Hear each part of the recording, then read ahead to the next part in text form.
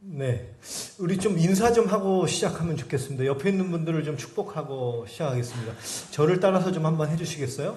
네, 저를 따라서, 당신의 인격이 어떠하든지 당신을 사랑하고 축복합니다. 이렇게 인사 한번 하겠습니다. 다 같이 따라 한번 해보세요.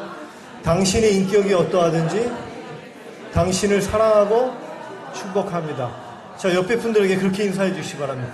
뭐 당신이 부담스러우면 장로님의 인격이 어떠하든지 장로님을 사랑하고 축복합니다. 집사님 이렇게 인사해 주시기 바랍니다.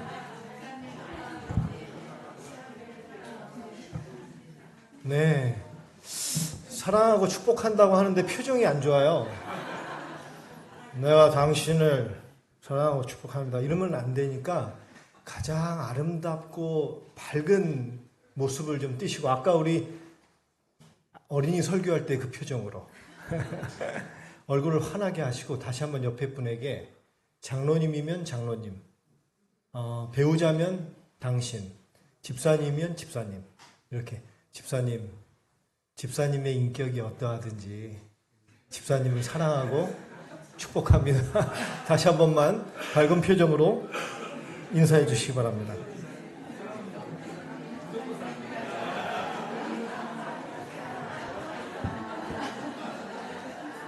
네, 여러분 정말 내 마음에 드는 사람 사랑하는 건 굉장히 쉬워요. 그죠? 아이들이 엄마 아빠 말을 잘 들을 때 우리가 사랑하는 건 너무나 쉽습니다. 그런데 그 아이가 어떠한 행동을 하든지 간에, 그리고 내 배우자가 어떠한 모습을 하든지 간에 사랑하는 건 쉽지 않습니다. 그죠? 네, 그래서 한번 연습해 봤고요. 제가 여러분들에게 좀 질문을 좀 하나 드리겠습니다. 이분이 누구십니까?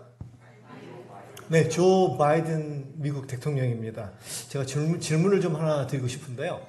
우리 혹시 이 조 바이든 대통령 때문에 행복을 느끼거나 조 바이든 대통령 때문에 불행을 느껴본 적이 있으신 분 손 한번 들어보십시오. 아, 여기. 네, 우리 조 바이든 대통령을 생각하면 너무나 행복해, 나는. 아니면 조 바이든 대통령 생각하면 나는 너무나 가슴이 아파. 이런 분 아까 두 분이 드셨는데, 저분은 제가 볼 때 미국 시민권자일 가능성이 많고요. 네. 우리 여기는 이유가 잘 모르겠지만 어쨌든 미국에서 오셨나요? 네. 자, 제가 예. 근데 우리 조 바이든 대통령 생각하면 행복하기도 하고 가슴이 아프기도 하고 그렇습니까? 네. 미국을 상대로 무역하십니까? 네, 딱 두 분뿐이 없어요, 이 가운데. 제가 좀 질문을 바꾸겠습니다. 혹시 가장 가까이 있는 배우자 때문에 밤에 잠을 못 자본 적이 있다 하는 분 손 들지 마세요. 여기 옆에 배우자가 있을 수도 있기 때문에. 자, 이 배우자 때문에 관계가 틀어져가지고 배우자 때문에 속상해가지고 밤에 잠을 못 이룬 적이 있다 하는 분은 그냥 살짝 사인만 주세요. 네. 자, 혹시 자녀들 때문에 너무나 마음이 아파가지고 속상해가지고 밥이 넘어가지 않은 적이 있다. 네, 여러분들 끄떡거리는 분이 있고, 대부분 여러분들 표정 속에서 내가 그런 걸 느껴본 적이 있다 이렇게 말씀하시는 것 같아요. 제가 무슨 말씀을 드리려고 하냐면, 우리가 뭔가 상처를 받았다고 할 때는, 마음이 아프다, 상처받았다, 그럴 때는 저 멀리 있는 사람에게서 상처를 받지 않는다는 거예요. 가까운 사람에게. 오늘 교회 오면서 내가 배우자와의 관계에서 상처를 받았다. 그러면 그 배우자랑 나랑 관계가 어떻다는 거예요, 지금? 굉장히 가깝다는 것입니다. 저 태평양 건너에 바이든 대통령 때문에 우리가 행복하거나 불행을 느끼는 분은 두 분뿐이 안 계세요. 그 말은 뭐냐면, 저 멀리 있는 사람에 의해서 우리가 행복을 느끼거나 불행하지 않다고 하는 것입니다. 우리 가까이 있는 배우자나 자녀들이나 가족이나 아니면 친한 친구 사이 간에 우리가 어떤 그 사람의 말 한마디, 행동 하나, 그런 것 때문에 우리가 어때요? 상처를 받기도 하고 가슴 아프기도 하고 그렇다는 거예요. 혹시 그런 일은 없겠지만 교회 갔더니 장로님과 집사님 때문에 나는 상처받았어. 그러면 어떻게 생각하시면 돼요? 지금 장로님과 집사님과 내 관계가 어떤 관계에 있다? 예, 사랑하는 관계, 굉장히 밀접한 관계에 있다. 그렇게 생각하시면 좋겠습니다. 자, 여기에 지금 우리 두뇌 구조가 보이는데요. 네, 앞에 전두엽이 있고 중간에 그 뇌관이 있고요. 뒤에는 소뇌가 있는데, 자, 우리가 옛날에 사람 죽일 때 목을 탁 차서 사람을 죽이는 경우가 있었잖아요. 네, 근데 그게 뭐냐면 이 뒤에 소뇌를 목뼈를 치면은 이 사람이 죽습니다. 여기 숨줄이 있기 때문에. 그래서 이제 이게 소뇌인데요. 근데 이제 제가 말씀드리려고 하는 거는 중간에 뇌관입니다. 뇌관이 중간에 보면 감성뇌라고 하는데요. Emotional Brain이라고 감성뇌입니다. 근데 이 감성뇌 안에 뭐가 있냐면 림빅 시스템이라는 뇌세포가 있습니다. 근데 이 림빅 시스템은요, 몇 개의 뇌세포로 이루어졌냐면 1000억 개입니다. 영어로는 100 billion이에요. 1000억 개의 뇌세포가 있어요. 근데 이 림빅 시스템의 역할은 뭐냐면 우리 사람이 느끼는 모든 감정들 있잖아요. 기쁘다, 슬프다, 행복하다, 불행하다, 열받는다, 이런 모든 감정들이 이 림빅 시스템 안에 저장이 됩니다. 근데 이게 이제 림빅 시스템이 현미경으로 관찰하면은 뿌리 모양으로 되어 있어요. 뿌리. 근데 이 림빅 시스템이 뿌리로 되어 있는데 이게 몇 개라고요? 1000억 개. 근데 제가 이걸 방으로 표현하면 우리 림빅 시스템이 1000억 개의 방으로 이루어져 있어요. 1000억 개. 근데 그 방 하나에 들어가면 그 방 안에 또 몇 개의 방이 있냐면 2만 개의 방이 있습니다. 그러니까 우리의 그 감정을 저장하는 이 방이 1000억 개가 있는데 저는 이거 도무지 계산이 안 됩니다. 혹시 이 공학 전공하신 분 있으면 계산 좀 해주세요. 1000억 개 곱하기 2만 개가 있다고. 굉장히 많잖아요. 2000조입니까?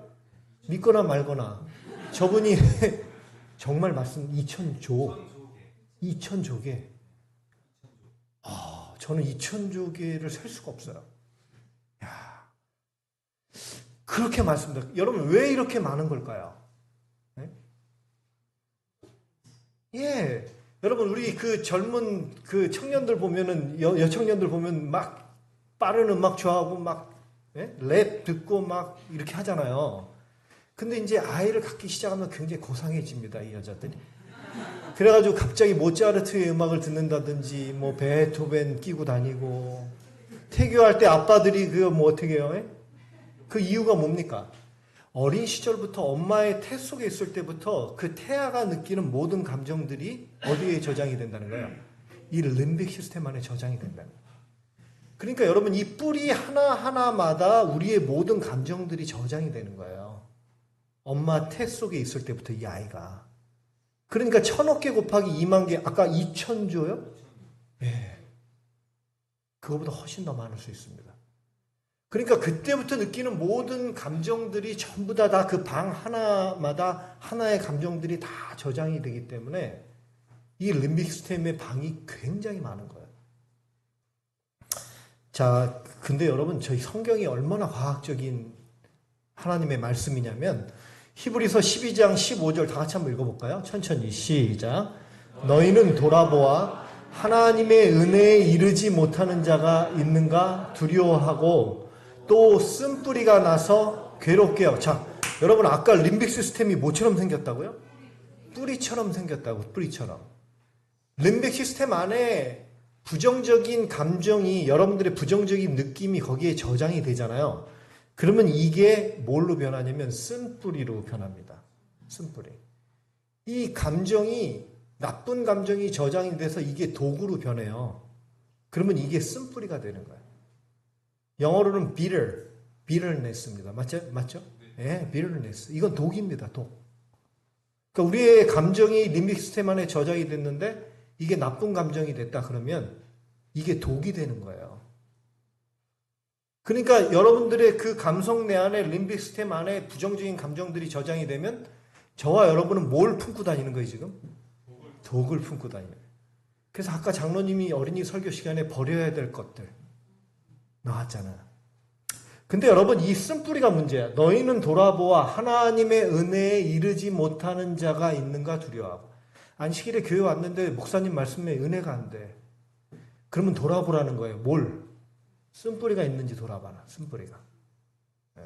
지금 림빅 시스템 안에 부정적인 감정들이 가득 차 있기 때문에 목사님이 설교를 하셔도 뭐예요? 예. 일주일 전부터 부흥회를 한다고 해도 그놈이 그놈이지. 그죠? 네. 뭐 때문에 그런 생각이 든다는 거예요? 쓴뿌리 때문에 그렇다는 거예요. 예, 교회 왔는데 은혜가 안 되면은 뭘 돌아보라 먼저? 쓴뿌리가 있는지 돌아봐라. 왜냐면 쓴뿌리가 있으면 넘버 원, 첫째로 자기 스스로를 괴롭게 한다는 거예요. 자, 쓴뿌리가 오늘 교회 왔는데 어느 장로님이 한마디 했는데 이게 너무나 상처가 되는 거예요. 교회 왔을 때는 정신이 없어가지고 그냥 그렇게 하고 넘어가고 집에 갔는데 저녁 해가 지면서부터 이제 열받기 시작하는 거야. 야, 그 인간이 한마디 했을 때 내가 왜 바보같이 가만히 있었지? 그냥 한마디 확 쏴줬어야 되는 건데 내가 왜 이 말이 생각이 안 났지? 그때부터 이제 열받기 시작하는 거야. 그래서 여러분, 이 쓴뿌리가 림비 시스템 안에 부정적인 감정이 딱 들어가잖아요. 그러면 이제 자기 스스로 괴로워집니다. 그 다음에 이제 하루 이틀이 지나면서 어떤 생각이 들어요? 내가 교회 가지 말아야겠다. 그리고 이제 다른 교회를 찾기 시작합니다. 내가 교회로 옮겨야겠다. 뭐 때문이에요? 쓴뿌리 때문에, 쓴뿌리. 그래서 자기 스스로를 괴롭게 한다는 거예요. 여기까지도 괜찮아요, 그래도. 자기 하나만 죽으면 되니까. 그런데 문제가 뭐냐면 넘버 2. 다 같이 시작. 많은 사람이 이로 말미암아 더러움을 입을까 두려워해라. 이 쓴뿌리 때문에 자기 혼자 괴롭고 죽으면 끝나는데 여기서 끝나는 게 아니고 누구를 괴롭힌다고? 다른 사람들을 괴롭힌다고. 이게 첫째로 누구를 괴롭히냐면 배우자를 들들 볶습니다. 배우자가 힘들어. 이 싱글 때는 잘 몰라요. 싱글 때는 저 사람이 쓴뿌리가 있는지 없는지 그냥 다 좋아 보여. 옆에서 아무리 그런 얘기를 해도 안 들어와. 근데 결혼하고 나면 저 상대 파트너, 배우자의 마음속에 쓴뿌리가 많이 있으면 그게 누구를 괴롭혀요? 배우자를 괴롭힙니다. 우리 엄마 아빠가 어린 시절부터 쓴뿌리가 많으면 자녀들이 괴로워요. 쓴뿌리 있는 분들이 장로님이 되시면 직원의 시간에 엉망이 돼버려요. 집사님들이 쓴뿌리가 많으면 이 교회 분위기가 정말 힘들어집니다. 그래서 여러분, 이 성경이 얼마나 영감의 글인지 저는 놀랍습니다. 그러니까 그 모든 이유가 다 어디에 있는 거예요? 쓴뿌리에 있는 것입니다. 림빅 시스템 안에 부정적인 감정들이 저장이 되어 있는 거예요. 그런데 여러분, 우리는 그것을 생각하지 않는 것입니다. 자, 이게 2011년도에 이 UC 버클리 대학의 잭 갤런트라고 하는 신경인지 학자가 있습니다. 과학자인데 이분이 연구하고 학술지에다 발표한 건데요. 이 사람의 두개골을 열지 않고 이 펑셔널 MRI를 장착했어요. 그래서 이 펑셔널 MRI를 통해서 우리가 보고 듣고 생각하는 것을 우리의 뇌가 어떻게 해독하는지, 어떻게 우리가 보고 듣고 생각하는 것을 어떻게 재현해내는지를 지금 이 실험을 하는 거예요. 잭 갤런트가.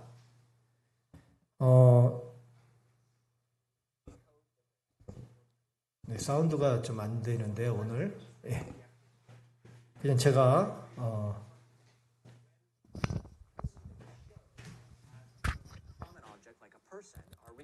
Are actually fairly accurate. But when the movie that we showed is something rarer, as you'll see in a second, like this abstract thing, then our reconstructions. 네, 제가 그냥 말로 설명드릴게요. 어차피 들어도 모르잖아요. 우리 외국분들 위해서 제가 잠깐 한번 영어로 틀어드리겠습니다. 자, 이 비디오 클립을요, 이 왼쪽에 보시면 비디오 클립 동영상을 보여준 거예요. 그런데 이 펑셔널 MRI를 통해서 이 뇌의 시각 피지를 통해서 우리가 보고 들은 것을 어떻게 재현해내는지를 이렇게 한번 재구성해 본 것입니다. 근데 여기 보시면 왼쪽이 이제 보여준 거고 오른쪽이 이제 펑셔널 MRI가 이제 재현한 거거든요. 근데 이 사람 모양을 보시면 거의 비슷하죠. 거의 비슷합니다. 이 밑에 새 물체는 조금 흐릿흐릿합니다. 그런데 이제 사람 모양은 거의 다 이렇게 외곽 형태가 거의 다 지금 오른쪽 맨 위에 보시면 거의 사람 형태를 재현해내고 있습니다. 이게 지금 2011년도 발표니까 지금 13년이 흘렀어요. 아마 지금 이거를 재현한다면 거의 비슷하게 아마 우리가 보고 들은 것을 재현해낼 것입니다. 2016년도에 또 재미난 그 학술이 발표가 됐는데 이게 네이처주에 기재된 학술 논문인데요. 이게 뭐냐면 아까 그 펑셔널 MRI를 통해서 이 말 소리까지 이 연구를 좀 확대했는데요. 우리가 이제 사람의 말을 듣잖아요. 단어를 들으면 이 그 특정 그 영역에서, 뇌의 특정 영역에서 그 단어들이 위치한다는 것을 발견했습니다. 자, 예를 제가 한번 들어볼게요. 우리 여기가 강남 학원교회 맞죠? 네, 우리 강남 영어학원교회인데, 강남교회입니다. 자, 여러분들 강남교회 오는 거 참 행복하십니까? 네, 행복하다고 하셨는데, 제가 강남교회, 강남학원교회, 강남교회, 강남학원교회 이 단어를 읊으면 우리의 뇌세포의 특정 영역에 이 강남교회라는 단어가 위치하게 됩니다. 그래서 불이 번쩍번쩍 들어와요. 근데 강남교회 그 주위에 행복하다, 기쁘다, 너무나 반갑다 이런 단어들이 그 주위에 포진되어 있잖아요. 그럼 여러분들이 진짜 이 강남교회에 오는 것이 행복하고 좋은 것입니다. 근데 여러분들은 좋다고 말씀하셨는데 이 강남교회 주위에 슬프다, 짜증난다, 저 사람 보기 싫다 이런 단어들이 포진되어 있으면 여러분들이 어떻게 하는 거예요? 거짓말을 하고 계시는 거예요. 2016년도에 이 네이처지에 발표된 논문입니다. 그러니까 아까 이 펑셔널 MRI를 통해서 모습만 재현하는 게 아니고 우리의 언어도 어떻게 해요? 이 특정 부위에 저장된다는 사실을 이제 밝혀낸 것입니다. 그래서 여러분들이 요즘에 스마트 워치도 있고 스마트 기능 다 있잖아요. 집에 들어가시기 전에 에어컨 미리 켜고 들어가시죠? 그렇게 안 하세요? 그렇게 아직 안 하십니까? 예. 이제 여러분들 집에까지 그게 들어올 겁니다. 저도 지금 스마트폰이 있는데 저희 교회에 정문이 제 스마트 이 장치가 되어 있습니다. 누가 문을 열고 들어갈 때 제 스마트에 딱 신호가 옵니다. 누가 지금 문 열었다고. 그리고 제가 교회 가기 전에 불을 먼저 켜고 그 다음에 1층에 문을 먼저 열고 그렇게. 근데 이제 어떤 시대가 열리냐면 벌써 지금 다 준비가 됐어요. 이제는 이 스마트 기능으로 제가 이거를 터치하지 않고 이제는 생각만 하면 어떻게 돼요? 이제는 교회 정문 문을 열어야 돼. 그러면 그냥 열리는 시대. 이게 뭐냐면 우리의 모든 생각과 감정이 지금 이 우리의 두뇌 뇌세포에 어떻게 된다는 거예요? 저장이 된다고 하는 것입니다. 그래서 여러분 이 림빅 시스템 안에 이게 굉장히 많이 저장이 되는 거예요. 근데 우리는 어떻게 기도하냐면 지금 수없이 많은 감정들과 느낌들과 우리의 그런 것들이 다 이 림빅 시스템에 저장이 되고 있는데 우리는 이 하나하나의 작업을 하지 않는 것입니다. 시간이 지나면 없어지겠지라고 생각하는 것이죠. 자, 이 가족의 두 얼굴이라는 책이 있는데요. 이 책은 이제 최창현 교수님이 쓰신 책입니다. 최창현 교수님은 우리나라에서 가족 치료를 가장 먼저 도입하신 분이에요. 이분이 독일에서 공부하고 오셔가지고 우리나라에 가장 먼저 이 치료를 도입하신 분인데 이분이 이 책에 이렇게 썼습니다. 전이 감정이라고 하는 것을 썼는데요. 한번 다 같이 읽어볼까요? 어린 시절 시작.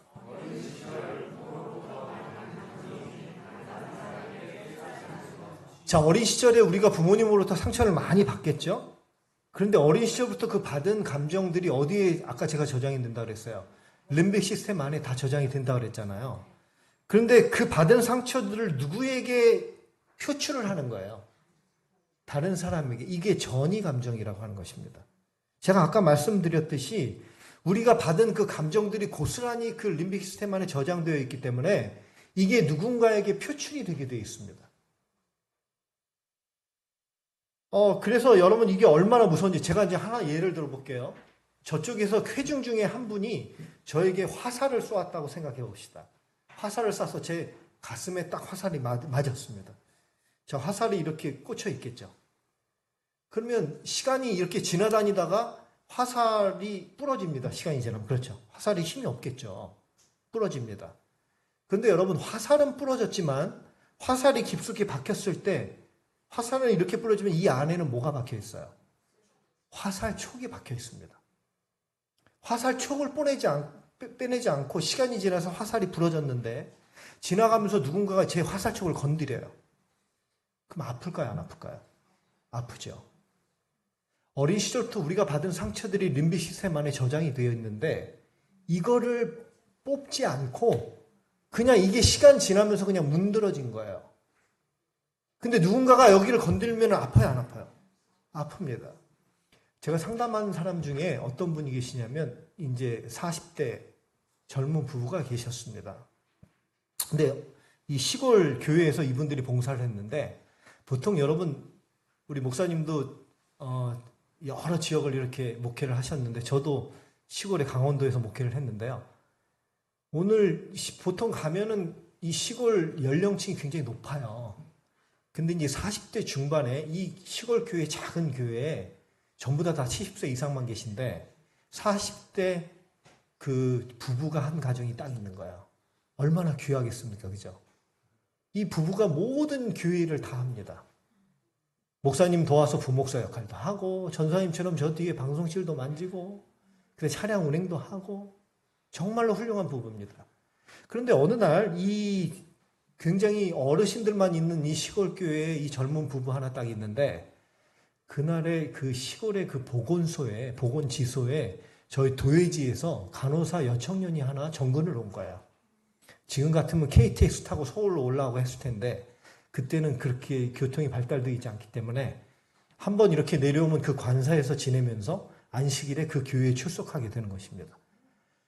여러분 70세 이상 어르신들만 있는 교회에 이 40대 부부 딱 한 가정이 있는데 거기에 청년 하나 여청년이 온 거예요. 보배 덩어리가 온 것입니다. 이 교회가 이 여청년을 얼마나 잘 대해줬겠어요. 야, 너무 좋은 겁니다. 그래가지고 점심때 파티라 가면 집사님들이 음식도 싸서 관서로 보내주고 이 젊은 집사, 이 남집사님이 이 여청년을 관사에서 픽업해서 교회 왔다가 다시 데려다주고 생일 되면 케이크 챙겨주고. 근데 여러분 문제가 발생했는데 이 젊은 이 부부, 이 남집사님이 자기 부인한테는 한 18 정도 하고 이 여청년한테 이 정도 하고 그러면 얼마나 좋겠어, 그죠? 네. 근데 자기 부인한테는 일도 못하면서 이 남자 집사님이 누구한테 지극정성을 다 쏟아? 여청년한테 생일도 챙기지, 선물도 갖다 주지. 난리가 난 거죠. 근데 이 부부끼리 대화를 여러 번 나눴습니다. 이금 문제에 대해서. 당신이 그러면 안 된다. 근데 당신 혹시 저 여청년에게 다른 생각이 있는 거 아니야? 근데 이 안식일 날도 변함없이 이 남자 집사님이 이 여청년을 픽업해서 교회로 오고 그 다음에 이제 예배 마친 다음에 바리바리 싸가지고 관세에다 데려다주고 오는 길에 이 부인이 너무나 기분이 안 좋은 거예요. 그날 안식일마다. 안식일마다 이 부인이 기분이 안 좋은 거예요. 그래가지고 이 부인이 한마디를 했어요. 차를 운전해 갖고 오는데 여보, 당신 혹시 저 여청년에게 다른 생각이 있는 거 아니야? 자, 우리 장로님, 우리 남성들이셔. 부인이 그렇게 얘기할 때 어떻게 얘기하면 되겠어요? 예? 여보, 당신 저 여청년에게 다른 생각이 있는 거 아니야? 그러면 뭐예요? 아니야, 나는 전혀 그런 생각이 없어요. 나는 오로지 당신뿐이야. 이렇게 얘기하면 되잖아요. 근데 갑자기 당신 다른 생각이 있는 거 아니야? 했을 때 욱해가지고 갑자기 차를 스탑하고 문을 열고 당신 당장 내려. 근데 여러분 이분이 이제 저를 찾아와서 제가 상담을 하기 시작했습니다. 어떤 일 때문에 이렇게 됐는가.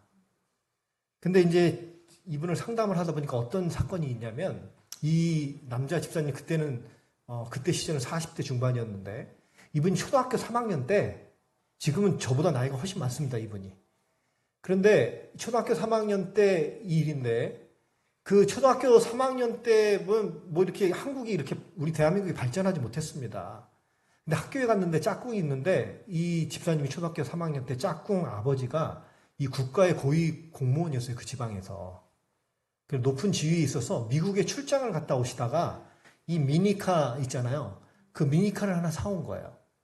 근데 미니카가 얼마나 좋은지 뒤로 쫙 잡아당기면 소리 나면서 쫙 앞으로 가는 거예요. 그 대한민국에 그때 당시 이런 게 없었나 봐요. 아빠가 미국 갔다 오면서 이걸 사갖고 왔는데 짝꿍이 놀면서 친하니까 이 남집사님에게 이걸 빌려준 거예요. 집에 가서 놀으라고. 대한민국에 없는 그 좋은 장난감을 빌려가지고 집에 가서 이 집사님이 초등학교 3학년 때 마루에서 미니카를 갖고 놀고 있는데 아버지가 퇴근하고 집에 대문을 열고 딱 들어오는데 이 아버지가 직업 군인이에요. 직업이. 군인. 여러분 70년대 후반 80년대 초에 직업구인 한번 연상해 보세요. 아버지. 들어오자마자 대문을 열고 보니까 마루에서 아들이 지금 대한민국의 희귀한 어떤 그런 없는 장난감을 갖고 노는데 야 이놈 어디 손버릇이. 오자마자 아버지가 이 집사님을 번쩍 멱살을 잡고 안아가지고 때리기 시작합니다. 근데 이 직업군인 아버지에게 한마디 변명이나 하소연도 할 수 없이 그냥 울면서 이 집사님이 초등학교 3학년 10살 때 자기 친구 집에 가서 그 미니카를 돌려줍니다. 그때 림빅 시스템, 이 초등학교 3학년 림빅 시스템 안에 뭐가 저장이 된 거예요? 억울한 감정, 분노. 그 감정이 저장이 된 거예요. 근데 이 집사님이 고백하는데 그 안식일에 이 아내가 당신 저 여청년에게 딴 마음이 있는 거 아니야? 그 얘기 들었을 때 갑자기 욱했는데 어디를 건든 거냐면 그때 초등학교 3학년 때 아버지에게 받았던 그 화살촉을 누가 건든 거예요? 아내가 건든 것입니다. 그걸 우리는 그 전문 용어로 트리거 포인트라고 합니다. 방아쇠를 당긴다고 하거든요. 시간이 몇십 년이 지났는데 그 화살은 부러졌지만 뭐는 남아있다는 거예요? 화살촉은 남아있다는 것입니다. 그거를 결혼하면 누가 건드려요? 그걸 배우자가 건들게 돼 있어요. 네. 여러분 누군가가 화를 낼 때 저 사람이 내가 그 말 한마디 한 것 때문에 화를 낼까? 절대 그렇지 않습니다. 알고 보면 작업을 해 들어가면 저분의 어린 시절부터 림빅 시스템 안에 뭐가 저장이 돼 있다? 상처가 저장이 되는 거예요. 그러니까 이 남집사님이 고백하기를 내가 초등학교 3학년 때 지금까지 잊고 살았던 그 사건이 그 부인이 그 말을 했을 때 그 감정을 건드린 거예요. 작업하는데 그때 어떤 느낌이 들었습니까? 제가 물어봤거든요. 부인이 그 말을 했을 때 어떤 느낌이 들었습니까? 갑자기 초등학교 3학년 때 아버지가 저를 때렸을 때 그 느낌과 똑같은 느낌이 그 순간에 올라온 거예요. 그러니까 어느 남자가 문을 열고 부인을 떠밀겠어요. 그렇지 않겠습니까? 여자분들 안 믿겨지세요? 남자들이 절대 안 밀어요. 근데 왜 그런 거예요? 이게 트리거 포인트가 된 것입니다. 이거를 부인이 건들게 된 거예요. 근데 살면서 이걸 어떻게 안 건드리냐고. 내 남편이 초등학교 3학년 때 그런 일이 있었는지를 우리가 어떻게 아냐고요. 그래서 여러분 결혼하시기 전에 젊은 남녀들이시여 결혼 전 상담을 꼭 받으셔야 돼요. 미국 가면 결혼 주례하기 전에 어떤 주에서는 6시간 이상 상담을 꼭 받아야만이 주례를 할 수가 그런 법으로 정해져 있다고 합니다. 그러니까 겉모습만 보고 판단하지 마시고 그분이 어떤 상처를 갖고 있는지를 여러분들이 이해하고 그것을 수용할 수 있을 때 받아들이셔야 합니다. 그래서 여러분 여기 보면 상처받은 내면 아이 치유 그 림빅 시스템 안에 저장되어 있는 상처를 우리는 내면 아이라고 합니다. 그 미국 말로는 영어로는 성인 아이라고 그래요. adult child라고 표현합니다. 그 내면 아이 치유의 이 정석 같은 교과서인데요. 이 책에 나와 있는 글을 제가 좀 읽어드리겠습니다. 우리는 어린 시절에 크고 작은 상처들을 품은 채로 성인이 되어서 살아간다. 다시 말해서 상처 입은 내면 아이를 품은 채로 겉만 성장하여 어른이 되는 것이다. 그러나 치유되지 않은 상처들은 아직도 우리 안에 남아 있으며 불행하게도 가장 가까운 사람들에게 그 상처를 전달하며 살아가게 된다. 우리가 우리 안에 있는 상처들을 발견하지 못하고 치유하지 않는다면 그것은 인생의 모든 문제의 가장 큰 원인으로 남을 것이다. 그래서 여러분, 이 상처들을 치유하셔야 합니다. 저 장로님이, 저 집사님이 괜히 화를 내는 게 아니에요. 저분이 확 욱하고 이렇게 화를 내면 내 그 말 한마디 때문에 저분이 화가 났다고 생각하지 마세요. 그 사연이 있는 거예요, 분명히. 분명히 이유가 있는 것입니다. 그래서 여러분, 이 상처를 치유하지 않으면, 그래서 성경에는 이 쓴뿌리가 나서 우리를 괴롭게 하고 다른 사람들을 힘들게 하기 때문에 이 쓴뿌리를 돌아보고 이 쓴뿌리를 뽑으라고 합니다. 그래서 여러분, 우리가 신앙생활을 한다는 것은 무엇이냐면 정말 하나님 앞으로 나와서 하나님, 제가 가지고 있는 상처들이 어떤 것들이 있습니까? 제가 왜 이렇게 화가 나죠?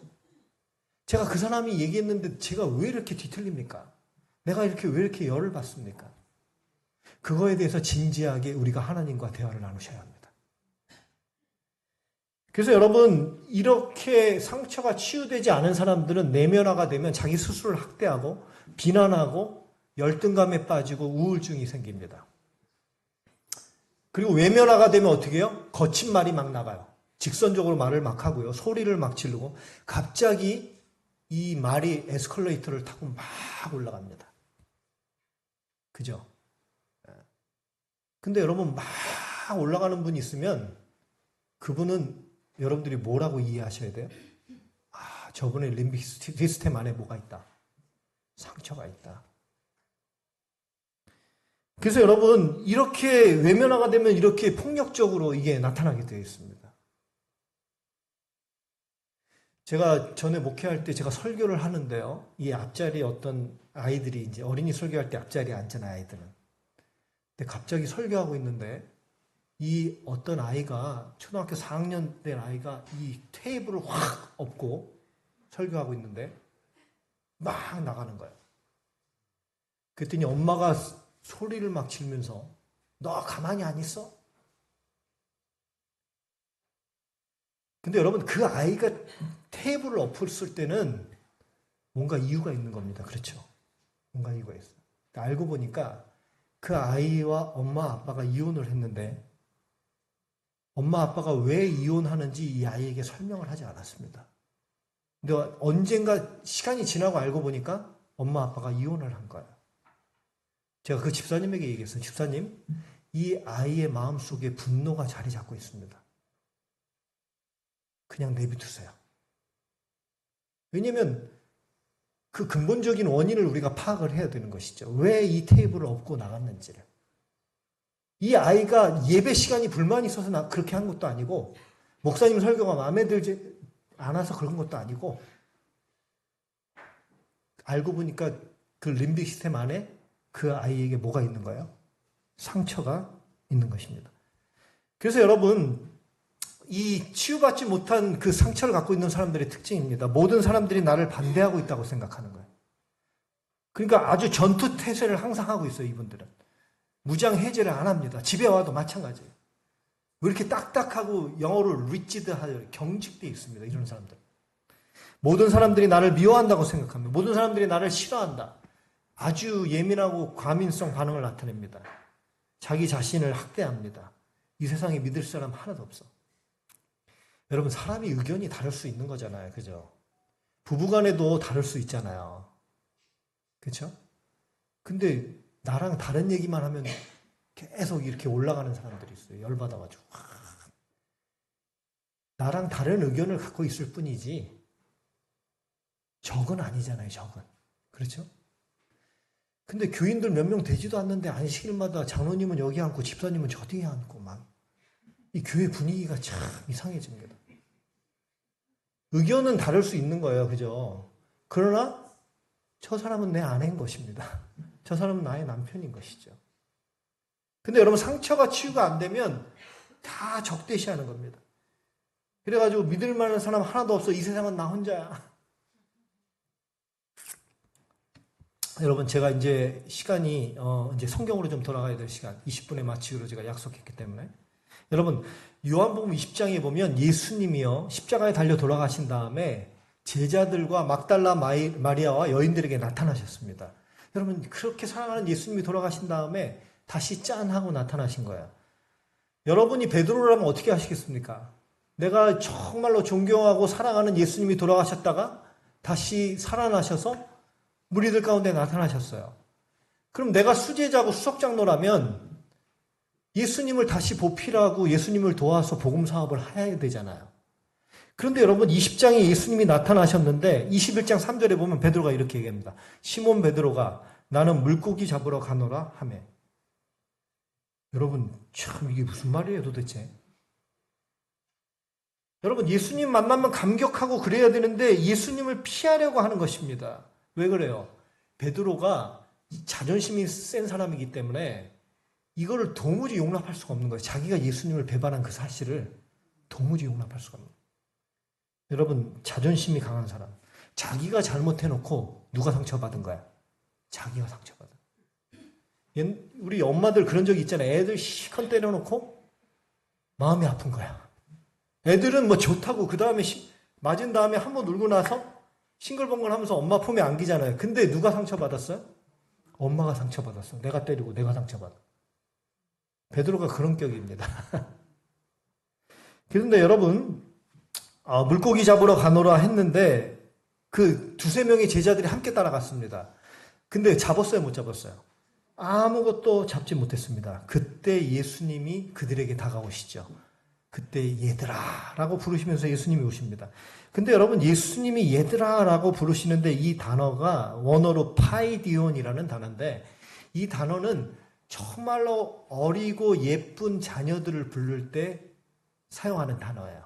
야 일로 와 이게 아니고 어떻게 우리 조그만 때 아이들 귀엽고 예쁠 때 얼마나 사랑스러운 목소리를 불러요. 그렇죠? 예수님이 파이디온 얘들아 일로 와라. 사랑하는 내 아들아 일로 와라. 그렇게 예수님이 부르신 거예요. 근데 여러분 이 사건에 보면 육지에 올라와 보니까 뭐가 있어요? 숯불이 있습니다. 거기 생선도 있고 떡도 있고. 근데 여러분 저는 이 요한이라고 하는 이 기자가 정말로 재미있게 이걸 표현했는데 이 숯불을 예수님이 그 바닷가 해변가에다 피워놓으셨는데요. 여러분 이 숯불이라는 단어가 원어로 안드라키아라는 단어인데 이 안드라키아라는 단어가 성경에 딱 2번 나온답니다.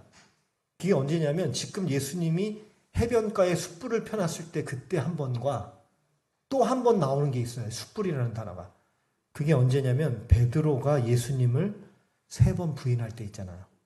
그때 그 빌라도의 뜰에 피어져 있던 게 뭐예요? 숯불이었습니다. 숯불. 여러분 왜 이 요한이라는 기자가 이 숯불이라는 그 공간적인 배경을 사용했을까? 왜 그러냐면 예수님이 이 베드로가 받은 그 상처를 어떻게 하는 거예요? 다시 떠오르게 하시는 것입니다. 떠올리게 하는 거예요. 상처를 직면하도록 예수님이 지금 도와주고 계시는 것입니다. 베드로야, 네가 지금 나를 며칠 전에 3번 부인하고 네가 지금 상처를 받고 너 스스로 자포자기하고 너 스스로 부정적인 생각을 하고 네가 여기서 벗어나지 못하고 있잖아. 그런데 파이디온, 사랑하는 내 아들아, 내가 너를 도와주기를 원한다. 내가 너를 지금 치유해 주러 이곳에 왔다. 예수님이 지금 베드로의 지나간 그 상처를 치유해 주기 위해서 이 요한이라고 하는 기자가 뭘 사용한 거예요 지금? 숯불이라는 재료를 사용한 것입니다. 자, 숯불이 피어져 있습니다. 베드로가 이제 며칠 뒤로 돌아가서 언제를 기억하게 돼요? 자기가 예수님을 3번 부인할 때 그 모습을 기억하게 되는 것입니다. 여러분, 상처를 받은 사람들은 가장 쉽게 하는 행동이 이것을 피하고 싶어 합니다. 나 오늘부터 교회 안 나갈래. 그건 어떻게 이해하시면 돼요? 저 사람이 지금 뭘 받았다? 상처를 받았다. 상처받은 사람은 자기 발로 찾아올 수가 없습니다. 누가 찾아가야 돼요? 치유자가 그 사람을 찾아가야 합니다. 근데 예수님이 그렇게 얘기할 수 있잖아요. 베드로, 야, 너 베드로, 네가 지금까지 잘난 체하고 그렇게 살았지. 너가 전에 뭐라고 맹세했어? 다른 사람들은 다 주를 버릴지라도 누구는 버리지 않겠다고? 나는 끝까지 주님을 따르겠다고 그렇게 네가 얘기했잖아. 근데 네 지금 이게 뭐 하는 거야? 예수님이 이렇게 말씀하실 수도 있지만 예수님은 그렇게 말씀하시지 않았다는 거야. 사랑하는 내 아들아, 파이디온, 내가 너를 치유하기를 원한다. 여러분, 오늘 예수님이 베드로에게 물으시죠. 요한의 아들 시몬아, 내가 이 사람들보다 나를 사랑하느냐? 네, 주님, 내가 주님을 사랑합니다. 요한의 아들 시몬아, 내가 진짜로 나를 사랑하느냐? 네, 주님, 내가 주님 사랑하는지 주님이 다 아십니다. 여러분, 몇 번 물으셨어요, 예수님이? 3번. 왜 3번 물으셨습니까? 림빅 시스템 안에 베드로가 예수님 3번 부인할 때 하나씩 저장이 된 거예요. 그래서 예수님이 한 방에서 한 상처를 꺼내시고 그 다음 또 물으시는 겁니다. 또 그 다음 방에 있는 상처를, 쓴뿌리를 뽑아내시고요. 또 3번째로 또 다른 방에 있는 쓴뿌리를 어떻게 해요? 지금 뽑아내시는 과정을 갖고 있는 것입니다. 여러분, 시간이 지난다고 상처가 치유되는 게 아니에요. 제가 사실 솔직하게 고백하는데 제가 2주 전에 저희 아이에게 짜증을 낸 적이 있어요. 뭐 어떠한 일로 제가 요즘에 방송을 타니까 말을 함부로 못하겠어. 저희 아이가 다 들을까봐. 예화 하나 쓰려면 돈을 주면서 막. 근데 여러분, 제가 짜증을 내고, 야, 너가 정말 학생이 맞아? 근데 제가 그 다음날 회개하고 이 아이에게, 아들아, 아빠가 짜증냈는데 정말로 미안하다. 그날 밤에 제가 가서 미안하다 사과를 했어요. 그 다음날 아침에 저희 아이에게 또, 아들아, 아침 예배 드리면서 아빠가 어제 밤에 짜증낸 거 정말로 미안하다. 아빠 좀 용서해주고 하나님께서 너의 마음을 깨끗하게 해주시길 바랍니다. 근데 이 아이가 그 다음에 또 이제 점심때 해가지고 제가 이 아이를 만나가지고 어제 저녁에 아빠가 짜증낸 거 정말로 미안해. 아빠 왜 이렇게 자주 얘기하세요? 근데 여러분, 제가 이 메커니즘을 알기 때문에 쓴뿌리를 어떻게 해요? 뽑아내야 돼. 그냥 미안해. 끝나는 거예요. 제가 지난주에 또 2주 전에 했는데 지난주에 또 이 아이가 학원 끝나고 오는데 제가 픽업하러 가가지고 이 차 안에서 이 아이와 함께 손 모으고 기도를 하는 거예요. 아빠가 3번 사과했는데 이거 하나님께 기도해야 돼.